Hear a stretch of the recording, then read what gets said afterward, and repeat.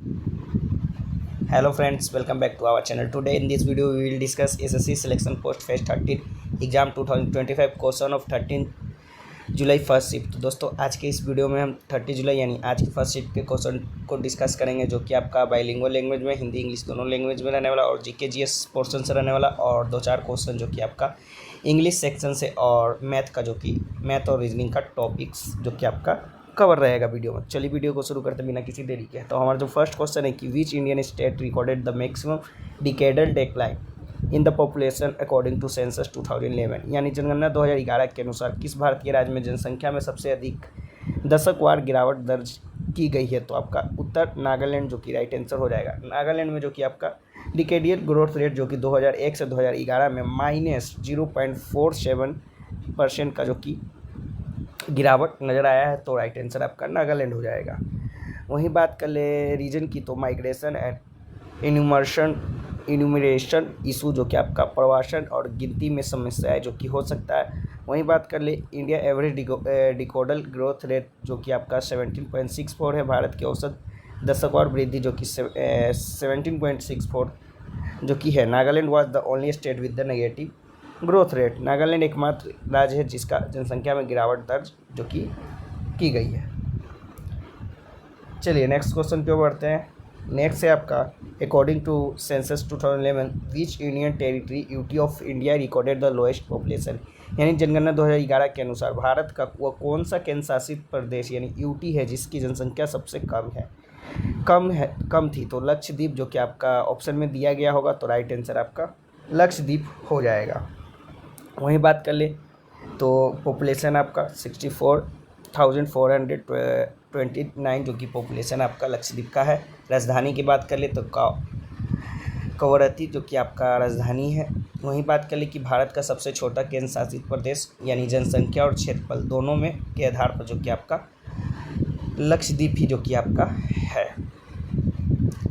चलिए next question की ओर बढ़ते हैं। नेक्स्ट है आपका which French structure in UNESCO world heritage site, यानी निम्नलिखित में से कौन सी फ्रांसीसी संरक्षा यूनेस्को विश्व धरोहर स्थल है। तो among the French structure in India the Chandigarh capital complex is a UNESCO world heritage site. It was designed by the famous French Swiss architect Le Corbusier, यानी भारत में फ्रांसीसी संरचनाओं में से चंडीगढ़ कैपिटल कॉम्प्लेक्स जो कि यूनेस्को विश्व धरोहर स्थल है, यह प्रसिद्ध फ्रांसीसी स्विस वास्तुकार ले कोर्बुसियर द्वारा जो कि डिज़ाइन किया गया था। वहीं बात कर ले additionally in 2018 the Victorian Gothic and art deco instable of Mumbai was also declare UNESCO world heritage site. इसके अतिरिक्त 2018 में मुंबई के विक्टोरिया गोथिक और आर्ट डेको एंस्टेबल को जो कि भी यूनेस्को विश्व धरोहर स्थल में जो कि घोषित किया गया था। The basilica of Baum Jesus is located in Goa and one of the oldest church of Christianity in India. Basilica of Baum Jesus जो कि गोवा में स्थित है, यह भारत में ईसाई धर्म की सबसे पुरानी चर्चों में से है। इसे भी जो कि यूनेस्को वर्ल्ड हेरिटेज साइट में जो कि सम्मिलित किया गया था। तो आपका देख लीजिएगा कौन सा आपका ऑप्शन में दिया गया होगा, तो शायद आपका ऑप्शन में ये दिया गया था बेसिलिका ऑफ बॉम जेजस, तो आपका राइट आंसर हो जाएगा। इसका बात कर ले तो it was built in 1605 during the Portuguese colonial period, यानी इसे पुर्तगाली उपनिवेश काल के दौरान 1605 में बनाया गया था। This structure is excellent example of Portuguese architecture not French. यह संरचना फ्रांसीसी नहीं बल्कि पुर्तगाल वास्तुकला का उत्कृष्ट उदाहरण है। It was recognised as a UNESCO world heritage site in year 1986 under the group of church and convent of Goa. इससे वर्ष 1986 में यूनेस्को वर्ल्ड हेरिटेज साइट के रूप में जो कि मान्यता प्राप्त हुई थी church and convent of Goa समूह के अंतर्गत। तो देख लीजिएगा ऑप्शन में आपका कौन सा दिया गया था। चलिए नेक्स्ट है आपका which of the following is a Ramsar site located in India, यानी भारत में निम्नलिखित में से कौन सी रामसर स्थल स्थित है। तो Chilka lake is located in the state of Odisha is the largest salt water lake in India. Chilka झील जो कि आपका ओडिशा राज्य में स्थित है और यह भारत की सबसे बड़ी खड़े पानी का झील जो कि आपका है, तो राइट आंसर आपका हो जाएगा। It was recognised as Ramsar site in year 1981। इसे वर्ष 1981 में रामसर साइट के रूप में जो कि मान्यता दी गई थी। चलिए नेक्स्ट क्वेश्चन है आपका, Baul is a music traditional related to which Indian state. Baul जो कि एक संगीत परंपरा है जो किस भारतीय स्टेट से संबंधित है, तो पश्चिम बंगाल यानी वेस्ट बंगाल से संबंधित है, तो राइट आंसर हो जाएगा। In 2005 UNESCO recognise Baul music is a intangible cultural heritage of humanity, यानी 2005 में इन्होंने बाउल संगीत को intangible cultural heritage of humanity यानी मानवता की अमूर्त संस्कृति धरोहर के रूप में जो कि मान्यता दी थी।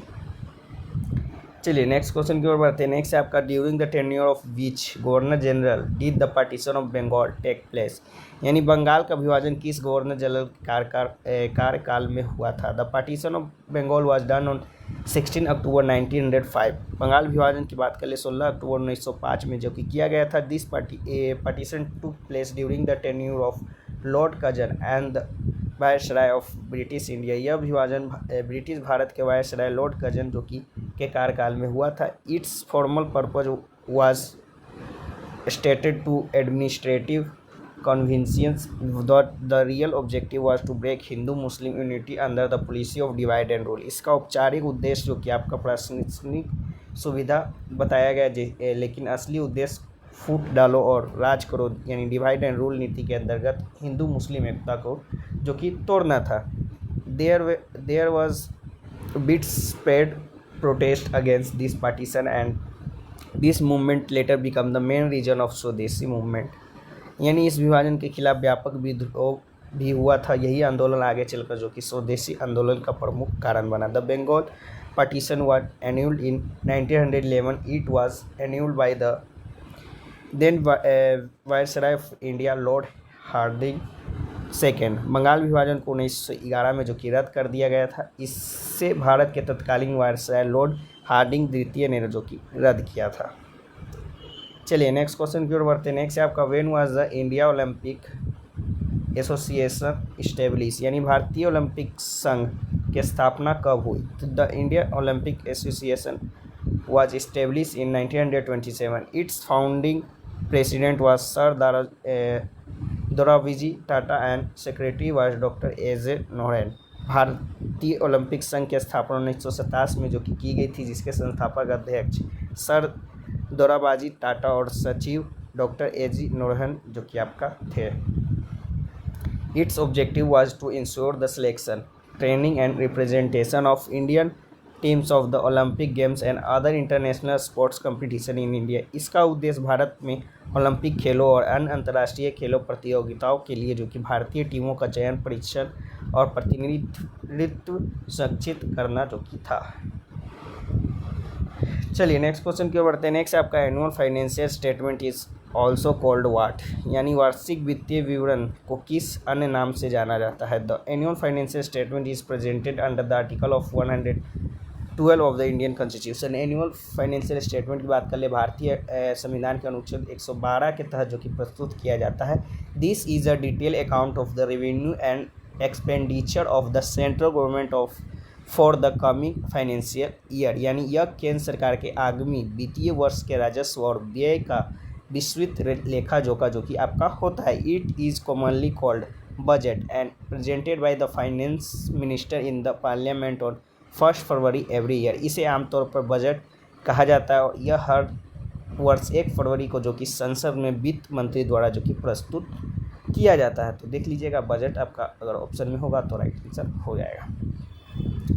चलिए नेक्स्ट क्वेश्चन की ओर बढ़ते हैं। नेक्स्ट है आपका, on 22 October 2024 Vijay Kishore Rahatkar assumed office as a chairperson of the national commission of women NCW। What is the role of NCW। तो 22 अक्टूबर 2024 को विजय किशोर राहतकर ने राष्ट्रीय महिला आयोग NCW के अध्यक्ष का जो कि पद संभाला। राष्ट्रीय महिला आयोग की भूमिका आपसे अगर पूछा था तो चलिए जान लेते हैं। The national commission for women NCW was establish इन 1992। राष्ट्रीय महिला आयोग की स्थापना 1992 में जो कि की गई थी। It is not a constitutional body but a statutory body constitute under the national commission for women act 1990। यह एक संवैधानिक जो कि निकाय नहीं बल्कि एक वैधानिक निकाय है जिसे national commission for women act 1990 के तहत जो कि गठित किया गया था। इसके कार्यों में शामिल है। इस functional included investigating complaints of astrocytes and discrimination against women, महिलाओं के खिलाफ अत्याचार और भेदभाव की शिकायत की जांच करना जो कि इसका कार्य है।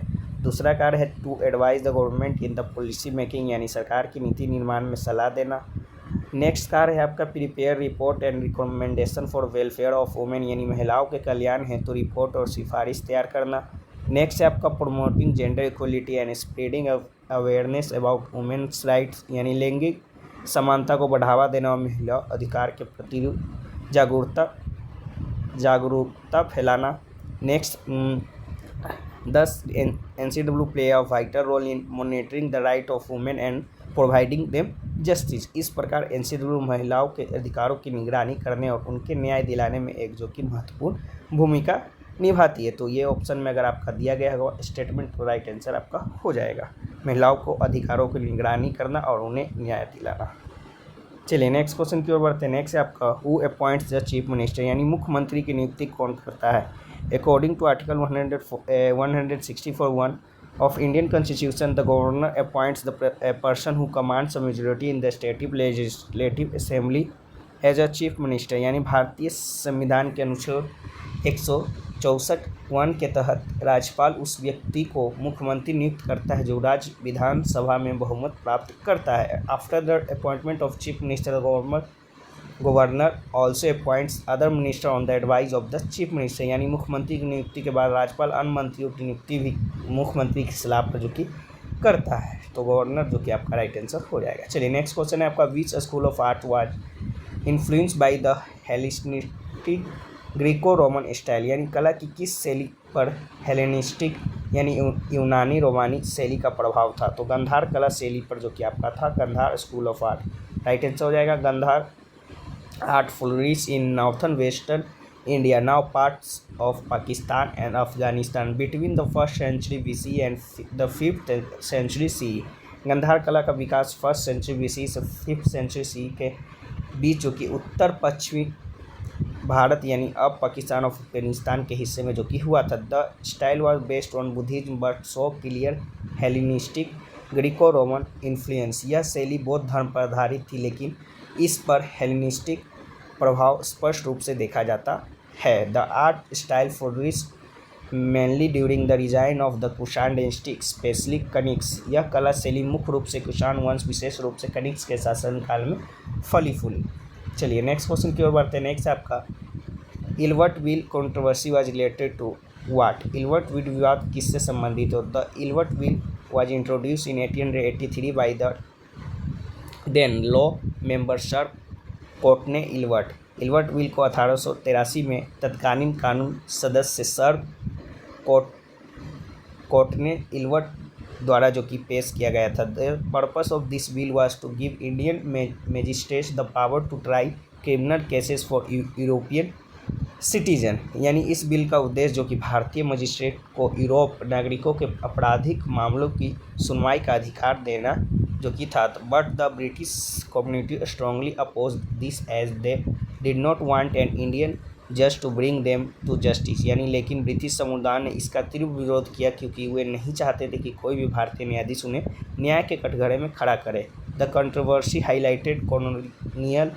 Racial discrimination and also aroused nationalist sentiments among Indian at that time, यह विवाद निवेशिक नस्लीय भेदभाव को उजागर करता है। उस समय भारतीय में राष्ट्रवादी भावना जो कि उभारा। Therefore the Ilbert bill controversy was related to the rights of human जज एंड रेशियल इक्वलिटी, इसलिए इल्वर्ट विल जो कि विवाद भारतीय न्यायाधीशों के अधिकारों और नस्लीय समानताओं से संबंधित जो कि है। चलिए नेक्स्ट क्वेश्चन की ओर बढ़ते हैं। नेक्स्ट आपका भारत का सूर्य पृथ्वी मिशन यानी लैग्रेंज पॉइंट L1 किससे संबंधित है। India sun's earth mission at Lagrange point L1 is related to what, तो आदित्य L1 मिशन से जो कि आपका संबंधित है, तो राइट आंसर हो जाएगा। Aditya L1 is India's first solar mission launch by the Indian space research organisation ISRO. Aditya L1 जो कि भारत का पहला सौर मिशन जिससे भारतीय अंतरिक्ष अनुसंधान इसरो द्वारा जो कि लॉन्च किया गया था। The mission is set up at Lagrange point 1 L1, the point between the sun and the earth where the gravitational force are in balance and the satellite can remain stable at low energy।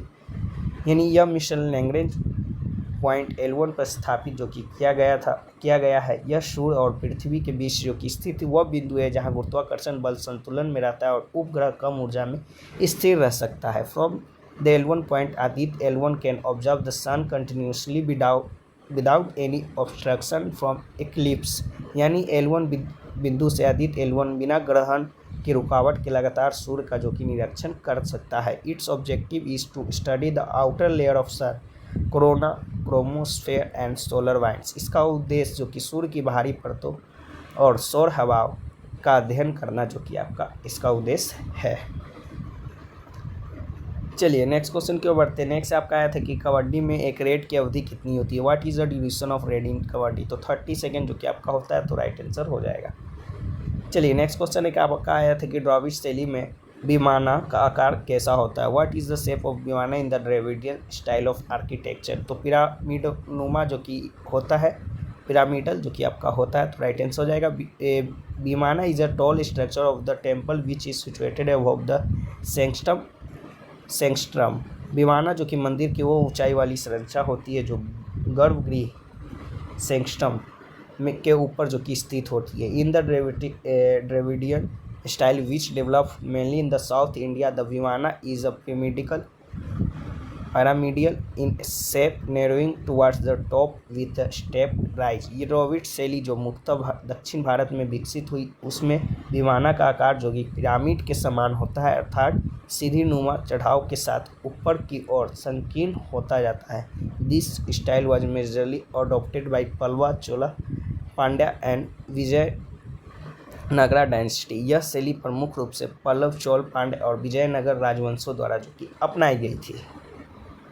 चलिए next question की ओर बढ़ते हैं। Next एक आपका आया था कि which of the following is a part of union list. यानी निम्नलिखित में से कौन सा विषय संघ सूची का हिस्सा है। The union list contains subject on which only the parliament has the right to make law. यानी संघ सूची में वे विषय आते हैं जिन पर केवल संसद को कानून बनाने का अधिकार होता है। Defence, external affairs, atomic energy, railway, civil aviation ETC comes under the union list. यानी रक्षा, विदेश मामले, परमाणु ऊर्जा, रेल, नागरिक आदि संघ सूची में जो कि अंतर्गत आते हैं। तो कोई भी ऑप्शन में होगा तो आपका राइट आंसर हो जाएगा। Therefore defence and external affairs are part of union list. इसलिए डिफेंस एंड एक्सटर्नल अफेयर्स संघ सूची का हिस्सा है। तो डिफेंस और एक्सटर्नल अफेयर जो कि ऑप्शन में दिया गया होगा तो आपका राइट आंसर हो जाएगा।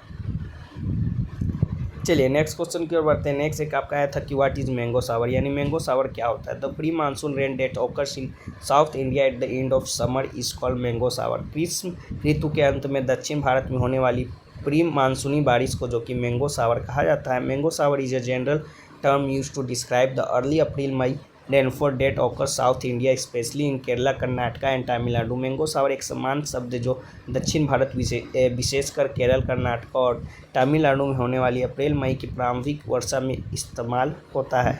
It's is named so because this rain coincides with the ripening season of the mango fruits and also affects the growth of the fruits। इसका नाम इसलिए पड़ा क्योंकि यह बारिश आम मैंगो के फलों के पकने के मौसम में मेल खाती है और फलों की वृद्धि को प्रभावित करती है। It is sometimes also called blossom shower और प्री मानसून सावर। इसे कभी कभी ब्लूज़म सावर या प्री मानसून सावर भी कहा जाता है। Hence mango shower is the pre monsoon rainfall that's occur in late summer in south India. इसलिए मैंगो सावर दक्षिण भारत में ग्रीष्म ऋतु के अंत में होने वाली पूर्व मानसूनी वर्षा जो कि होती है।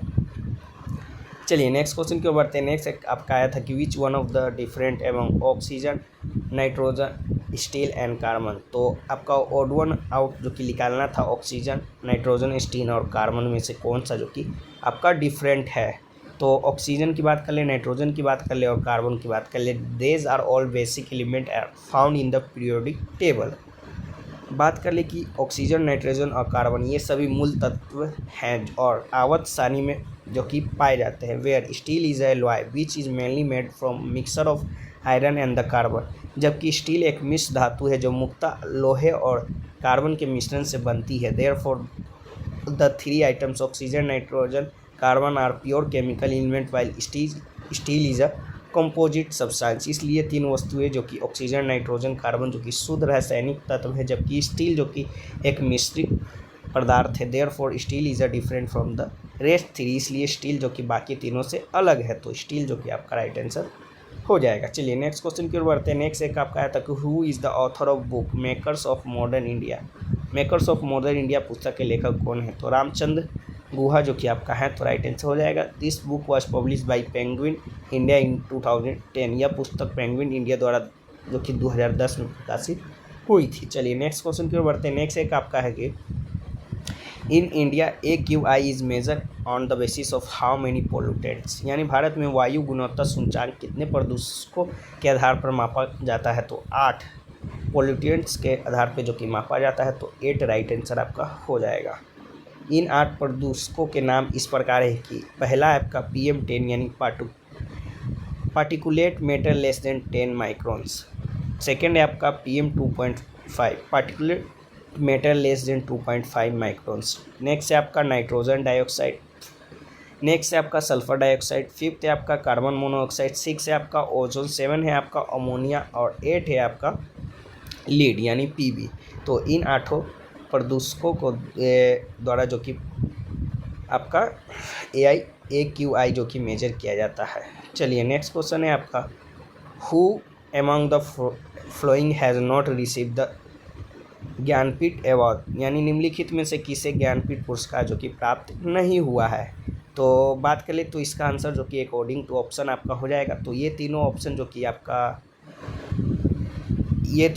आपका ऑप्शन में दिया गया होगा तो आपका नहीं होगा, क्योंकि ये तीनों लोग को जो कि ज्ञानपीठ पुरस्कार जो कि प्राप्त हुआ है। बाकी एक ऑप्शन जो कि आपका डिफरेंट होगा तो वो आपका राइट आंसर हो जाएगा। Above the three names Guru Rambhadracharya, Gulzar and Vinod Kumar Shukla all have receive the Jnanpith award in recent year. तीनों नामों जैसे गुरु रामभद्राचार्य, गुलजार और विनोद कुमार शुक्ल में से सभी को हाल ही में वर्षों में जो कि ज्ञानपीठ पुरस्कार मिला है। वहीं बात करें गुरु रामभद्राचार्य जो कि Sanskrit scholar was awarded the 58 Jnanpith award for year 2023, यानी गुरु रामभद्राचार्य जो कि संस्कृत के विद्वान रहे हैं को वर्ष 2023 के लिए 58वां जो कि ज्ञानपीठ पुरस्कार दिया गया। वहीं गुलजार को जो कि उर्दू पोएट लाइक्रिस्ट है was also awarded the 58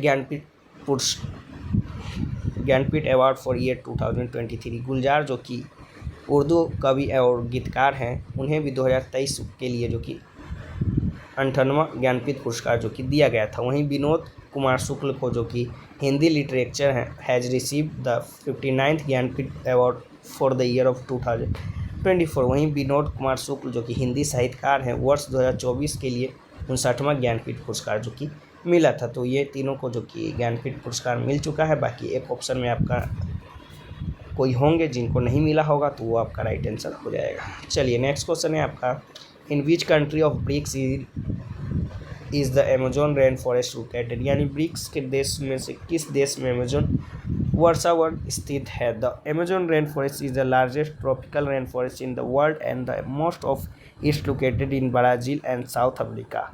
Amazon वर्षावन की बात करें, दुनिया का सबसे बड़ा उष्णकटिबंधीय वर्षावन है और इसका अधिकांश भाग जो कि दक्षिण अमेरिका के ब्राज़ील देश में जो कि स्थित है। तो ब्राज़ील जो कि आपका राइट आंसर हो जाएगा। Brazil is a member of country of BRICS, यानी Brazil, Russia, India, China, South Africa group. तो ब्राज़ील जो कि आपका ब्रिक्स का मेंबर है। तो ब्राज़ील में आपका जो कि अमेजन वर्षावन जो कि स्थित है। Therefore Brazil is only BRICS country in which Amazon rain forest is located, इसलिए ब्राज़ील वो ब्रिक्स देश है जिसमें अमेजोन वर्षावन जो कि स्थित है। चलिए नेक्स्ट क्वेश्चन है आपका कि in almost how many hours does planet earth complete one rotation also known as the one earth day. तो लगभग 24 घंटे जो कि आपका पृथ्वी एक घूर्णन जिसमें एक पृथ्वी दिवस भी कहा जाता है, लगभग कितने घंटे में पूरा करती है? तो 24 घंटे में जो कि करती है। तो राइट आंसर 24 आवर हो जाएगा। चलिए नेक्स्ट क्वेश्चन है आपका what is the objective of भारतीय साक्ष्य अधिनियम, यानी भारतीय साक्ष्य अधिनियम का उद्देश्य क्या है? द इंडियन एविडेंस एक्ट 2023, भारतीय साक्ष्य अधिनियम 2023 has passed with the aim of replacing the British era India Evidence Act 1872। भारतीय साक्ष्य अधिनियम 2023 जो कि ब्रिटिश कालीन इंडियन एविडेंस एक्ट 1872 की जगह लाने के उद्देश्य में जो कि पारित किया गया था। It aims to make the judicial process compatible with the modern digital age, such as giving legal recognition to electronic evidence, ensuring transparency and speedy justice। इसका उद्देश्य न्यायिक प्रक्रिया को आधुनिक डिजिटल युग के अनुरूप बनाना है, जैसे कि इलेक्ट्रॉनिक साक्ष्य को कानूनी मान्यता देना, पारदर्शिता और त्वरित न्याय सुनिश्चित करना। This law helps to make the usages of evidence in the court consistent, effective and fair. यह कानून न्यायालयों में साक्ष्यों के प्रयोग को सुसंगत, प्रभावी और निष्पक्ष बनाने में मदद करता है। The main objective of India evidence act is to consolidate, define and amend the rule of evidence in the judicial proceeding in India, help the court in asserting the truth। भारतीय साक्ष्य अधिनियम जो कि का मुख्य उद्देश्य भारत में न्यायिक कार्यवाहियों में साक्ष्य नियमों को समेकित, प्रभावित और संशोधित करना, ताकि न्यायालय को सत्य का पता लगाने में मदद मिल सके। चलिए नेक्स्ट क्वेश्चन की ओर बढ़ते हैं। नेक्स्ट आपका इंग्लिश के क्वेश्चन कुछ मिले तो देख लेते हैं। What is the synonyms of mendacious. तो साइनोनिम्स की बात कर लें। Lying, untruthful, dishonest, deceitful, false, dissembling, insincere, disingenuous, hypocritical, fraudulent, double dealing, two faced, Janus faced, two timing, duplicitous, perjured, perfidious, uncandid, fictitious, falsified, fabricated, fallacious, invented, made up, hollow, जो कि आपका इसका synonyms यानी similar word है। वहीं opposite word की बात कर ले तो ट्रूथफुल जो कि आपका इसका अपोजिट वर्ड है। तो जो भी ऑप्शन में आपका होगा तो राइट आंसर हो जाएगा। नेक्स्ट क्वेश्चन आपका करेक्ट स्पेलिंग ऑफ एक्सिलरेट का जो कि करेक्ट स्पेलिंग पूछा था, तो EXHILARATE जो कि आपका करेक्ट स्पेलिंग एक्सिलरेट का हो जाएगा। चलिए नेक्स्ट क्वेश्चन आपसे पूछा था कि what is the antonym of insipid. तो the antonym of insipid is tasty और exciting. Insipid means bland, tasteless or dull, so the opposite words would be those that are full of flavor, excitement or interest। Some other antonym for inspired are fun, lively, flavorful, stimulating, जो कि आपका हो जाएगा some other antonym। Example की बात कर ले, an insipid food is tasteless while a tasty food feels good to eat। चलिए नेक्स्ट क्वेश्चन की ओर बढ़ते हैं। नेक्स्ट क्वेश्चन एक आपका इडियम पूछा था, to wear your heart on your sleeves means. To wear your heart on your sleeves is an idiom that means to openly display your emotion और feeling rather than keeping them hidden. It suggest being honest and transparent about how you feel even if it makes you vulnerable. चलिए next question एक आपका reasoning से पूछा था, 100 को 10 लिख सकते हैं तो 64 को क्या लिख सकते हैं, तो 64 को आपका 8 जो कि लिख सकते हैं, तो 8 जो कि आपका राइट आंसर हो जाएगा। 8 का स्क्वायर जो कि 64 होता है। वहीं नेक्स्ट आपका है कि एल को जो कि 0 लिख सकते हैं, तो एच को क्या लिख सकते हैं, तो एच को आपका 4 लिख सकते हैं, क्योंकि एल जो कि आपका 12 नंबर पर जो कि 12 लेटर है, तो 12 - 12 जो कि 0 आपका आता है। वहीं आपका एच जो कि 8 लेटर है, तो 8 - 4 जो कि आपका 4 जो कि राइट आंसर हो जाएगा।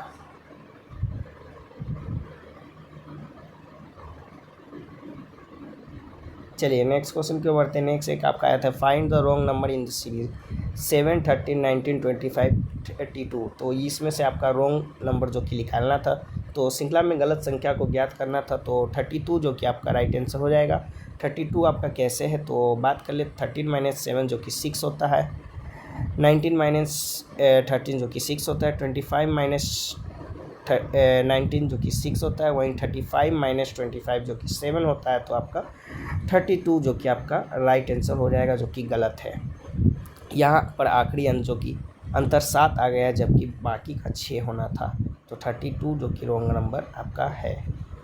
तो करेक्ट सीक्वेंस की बात कर ले तो 7, 13, 19, 25, 31 जो कि आपका करेक्ट सीक्वेंस हो जाएगा, ना कि 32। चलिए रीजनिंग क्वेश्चन जो कि आपका आया था अल्फ़ाबेटिकल, जो कि आपका आया था नंबर सीरीज से 3 आया था, अल्फ़ाबेटिकल से 2 आए थे आपका, इतने भी पता चल पाए हैं। वहीं मैथ के क्वेश्चन की बात कर ले तो वॉल्यूम हेमोस्फेयर से जो कि आपका 1 क्वेश्चन, प्रॉफिट लॉस से 4 क्वेश्चन, परसेंटेज से 2 क्वेश्चन और रेशियो प्रोपोर्शन से जो कि 2 क्वेश्चन पूछे गए थे। तो ये सभी टॉपिक्स जो कि आप लोग कवर कर लीजिएगा, काफ़ी सारे क्वेश्चन जो कि देखने को मिल रहे हैं। बाकी वीडियो कैसा लगा होगा आप लोग बताइएगा। तो चलिए फिर मिलते हैं किसी और नेक्स्ट वीडियो में, तब तक के लिए जय हिंद, जय भारत।